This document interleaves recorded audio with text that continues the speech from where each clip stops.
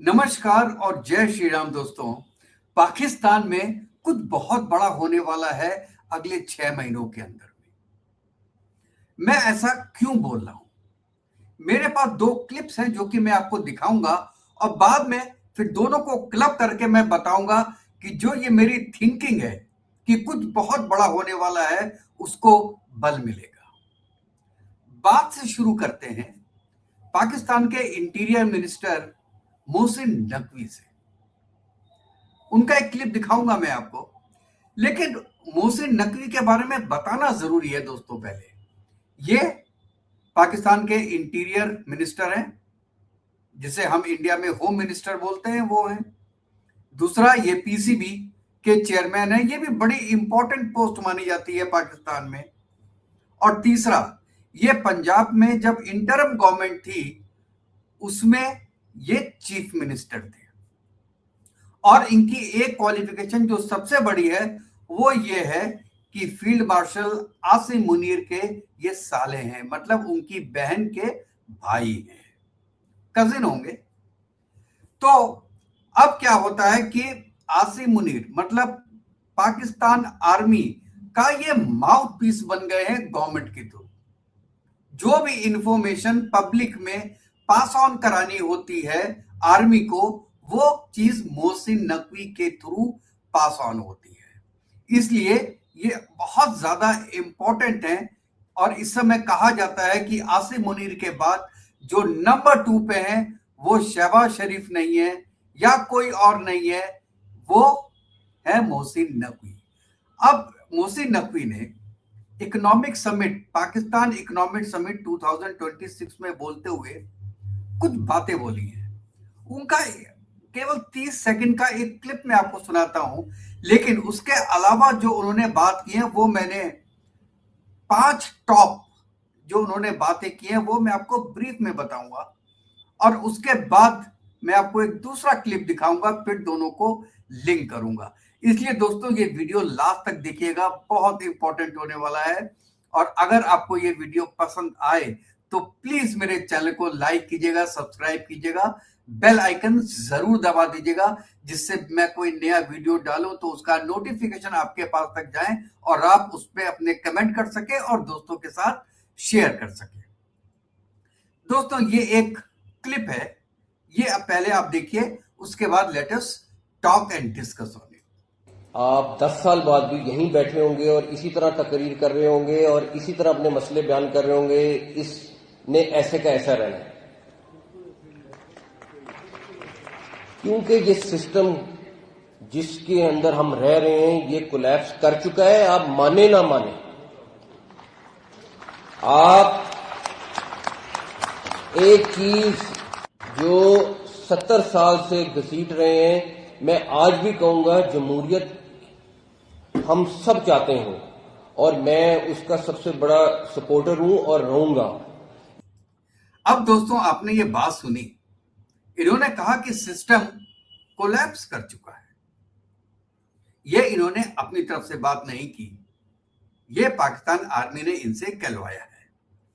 मतलब 45 साल जिसने पाकिस्तान पे राज किया, आपका पूरा शरीफ फैमिली, उसमें बहुत आते हैं, उसमें शहबाज शरीफ आते हैं, उसमें नवाज शरीफ आते हैं, मरियम नवाज शरीफ आती हैं, और उनका हमजा जो है वो भी आता है। इसके अलावा आप भुट्टो फैमिली देख लीजिए या आप उसको जरदारी फैमिली कीजिए, तो इन दोनों ने मिलकर ही केवल पाकिस्तान पे राज किया है। पीटीआई ने भी 2-3 साल वहां पे किया है और बाकी वक्त पे आर्मी का शासन रहा है। इन्होंने सबको एक साथ मिला दिया कि कोई काम नहीं कर रहा है और अगर ऐसा ही रहा तो पाकिस्तान कोलैप्स कर जाएगा या कर चुका है। अब आपको रिफॉर्म करने पड़ेंगे अगर आपको पाकिस्तान बचाना है। यहां से आप कुछ हिंट समझ रहे होंगे कि मैं क्या बोलना चाह रहा हूं। इन्होंने जो 5 या 6 बातें बोली हैं वो मैं आपको बड़े संक्षिप्त में बताता हूं। पहले तो सबसे पहला पॉइंट इन्होंने यही बोला है कि भाई साहब जो प्रेजेंट सिस्टम है ये कोलैप्स कर चुका है। और 70 साल से जो गवर्नेंस मॉडल पाकिस्तान घसीट रहा है वो पूरी तरीके से फेल हो चुका है। उन्होंने कहा कि अगर फंडामेंटल सिस्टम आपने चेंज नहीं किया तो देश 10 साल के बाद भी इकोनॉमिक और गवर्नेंस क्राइसिस में फंसा रहेगा। अब इन्होंने ये झापड़ मारा है पूरे पाकिस्तान की जो एलीट है, जो जिन्होंने गवर्नेंस की है उनको। और ये बता दूं, जो पहले भी बताया है मैंने, ये सिटिंग इंटीरियर मिनिस्टर हैं पाकिस्तान के और अपनी पार्टी के बारे में ही बोल रहे हैं, क्योंकि जो पीएमएनएल है उन्होंने ही सबसे ज्यादा राज किया है पाकिस्तान के ऊपर। अब समझ रहे हैं कि ये डोर कहां से खींची जा रही है। एनीवेज, दूसरा उन्होंने कहा कि आपको नए प्रोविंसेस बनाने पड़ेंगे और नए एडमिनिस्ट्रेटिव यूनिट्स बनाने पड़ेंगे। उनका सजेशन यह था कि भाई जो पावर है वो आप डिसेंट्रलाइज कीजिए, नए एडमिनिस्ट्रेटिव यूनिट्स बनाइए, प्रोविंसेस बनाइए। कुछ कह रहे हैं कि ये कह रहे हैं 9 से 10 आप प्रोविंसेस बनाइए पाकिस्तान में। आज के दिन में आपको पता है 4 प्रोविंसेस हैं, एक सिंध, पंजाब और बलूचिस्तान और खैबर पख्तूनख्वा, ये 4 है। पीओजे के तो अलग, उनको वो अलग कंट्री मानते हैं। तो अब कह रहे हैं कि उसकी जगह जो 4 हैं उनको आप 9 या 10 कर दीजिए या 12 कर दीजिए। लेकिन बेवकूफ आदमी, आप ये बताओ, आप आईएमएफ से लोन लेके तो कंट्री चला रहे हो, सऊदी अरेबिया से पैसे लेते हो, चाइना से पैसे लेते हो। अगर आपने 4 की जगह 10 सूबे बना दिए तो आपके जो खर्चे हैं, जो एडमिनिस्ट्रेटिव खर्चे हैं, वो तो 10 में डिवाइड हो जाएंगे ना। रादर डिवाइड नहीं होंगे, वो एडिशनल है, क्योंकि वहां पे भी आपको पूरी मिनिस्ट्री सेटअप करनी पड़ेगी, आपको पूरी असेंबली सेट करनी पड़ेगी, सब कुछ करना पड़ेगा आपको अलग से। उसका खर्चे कौन देगा? तुम खुद भिखारी हो तो वहां पैसे कहां से आएंगे?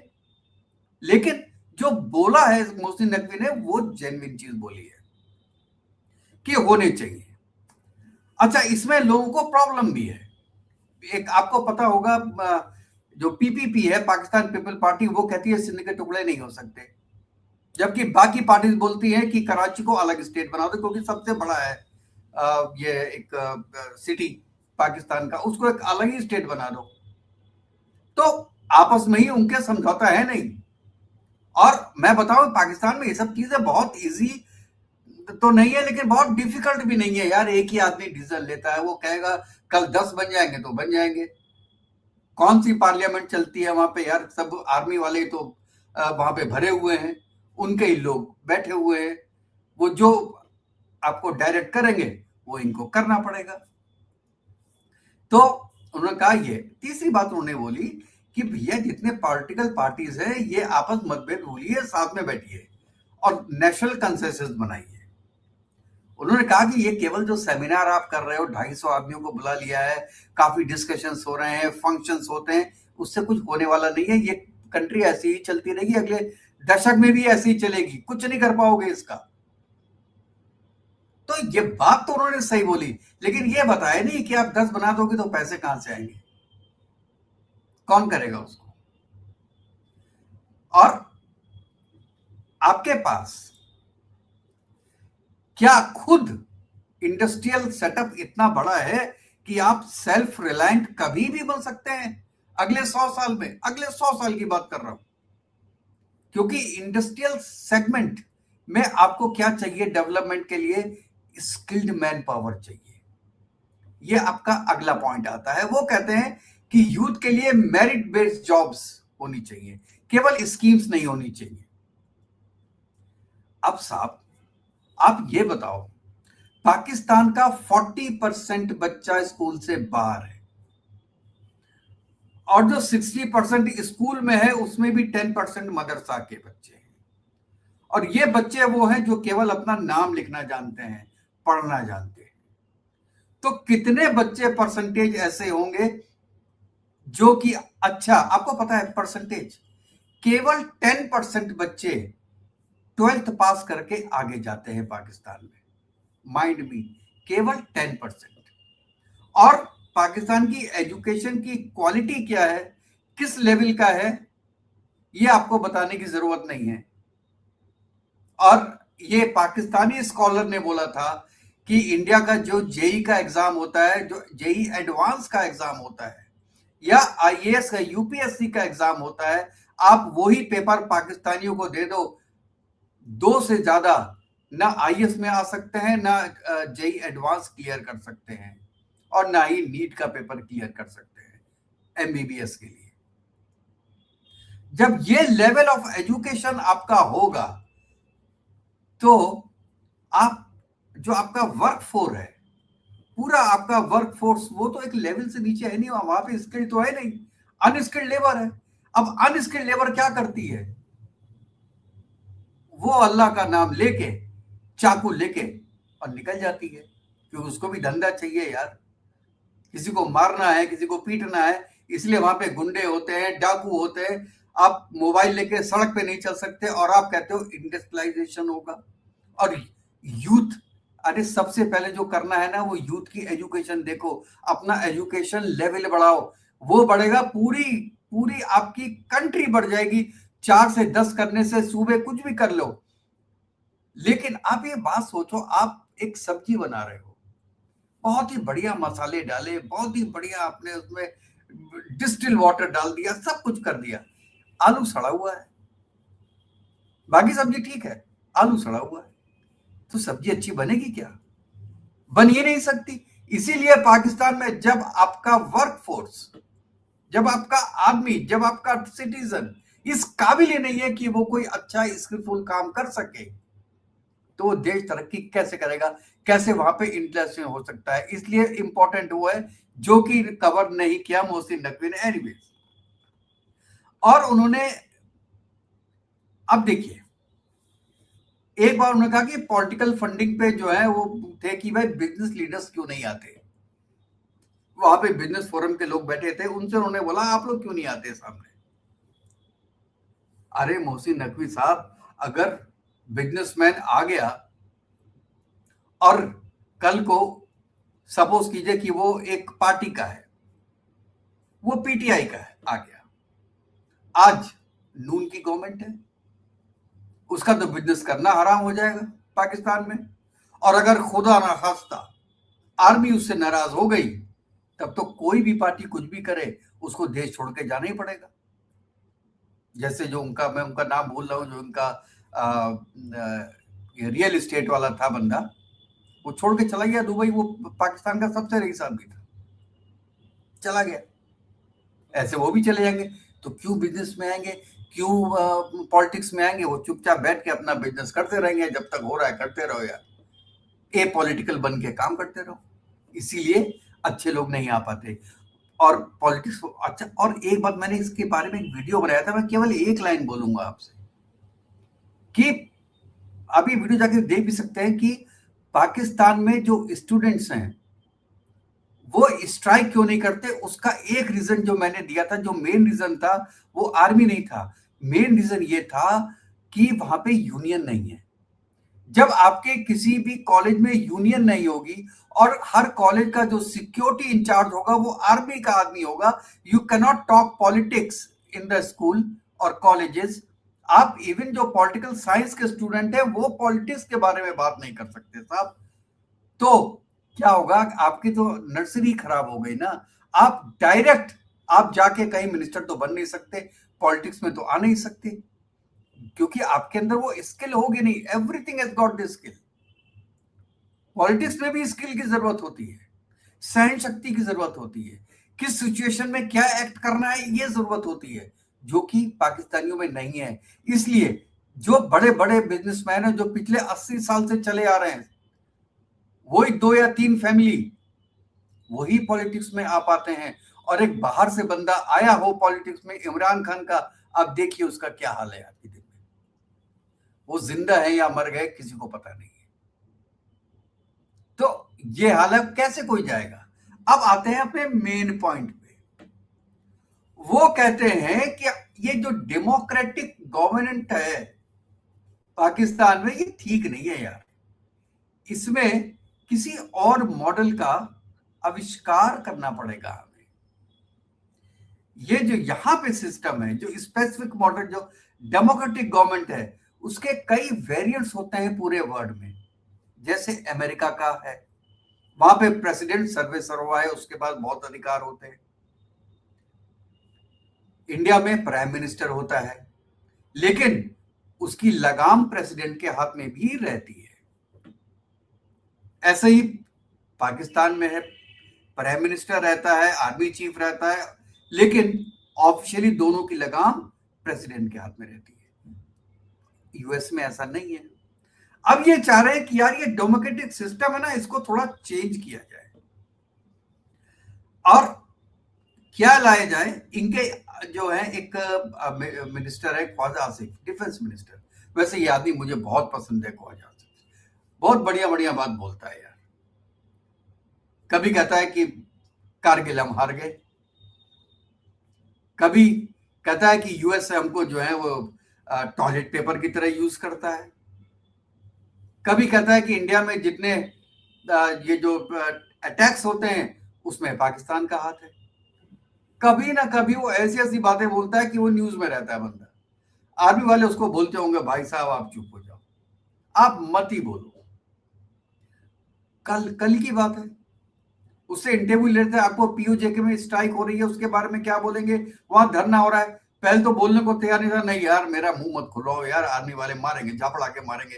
लेकिन फिर भी जब रिपोर्टर ने पूछा बताइए, कहते हैं जी जितने हिंदुस्तानी हमारे दुश्मन है उतने ही ये पीओजेके वाले भी हमारे दुश्मन है, ये दोनों आपस में मिले हुए दोनों दुश्मन है हमारे। अब बताइए, जिस कश्मीर के लिए पाकिस्तान की ऐसी की तैसी कर दी उन्होंने, 4 वॉर इंडिया के साथ लड़ ली उस कश्मीर के हिस्से के लिए, तो जो उनके पास था वो संभला नहीं, इंडिया का हिस्सा लेने के लिए वॉर कर ली।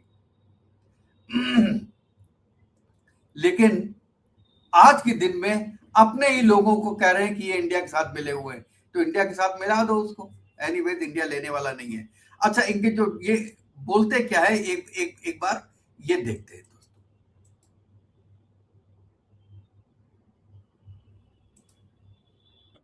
ये मुमकिनात में ये चीजें हाइब्रिड सिस्टम के जरिए आएंगी।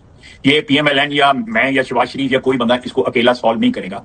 ये हाइब्रिड सिस्टम की सक्सेस, द ग्रेटेस्ट सक्सेस जो होगी ये होगी कि इस मुल्क में एक रोबस्ट सिस्टम लोकल गवर्नमेंट का हो, इसमें जो है वो सूबे जो है वो मल्टीपल जो है उनकी मल्टीप्लाई करें, ज्यादा हो, 15 हो, 12 हो, 20 हो, जितने भी हो, ये तो कंसेंसस से होगा ना। ये एक्सरसाइज इमीडिएटली शुरू हो जानी चाहिए और ये 4-5 महीने के अंदर ये एक्सरसाइज जो है ना ये खत्म हो जानी चाहिए। फिर ये जो एक नया निजाम आएगा जिसके अंदर जो है लोकल गवर्नमेंट जो है वो भी अपना एक वेट रखेगी, प्रोविंशियल गवर्नमेंट जो है वो भी अपना वेट रखेंगे एडमिनिस्ट्रेटिवली। अल्हम्दुलिल्लाह।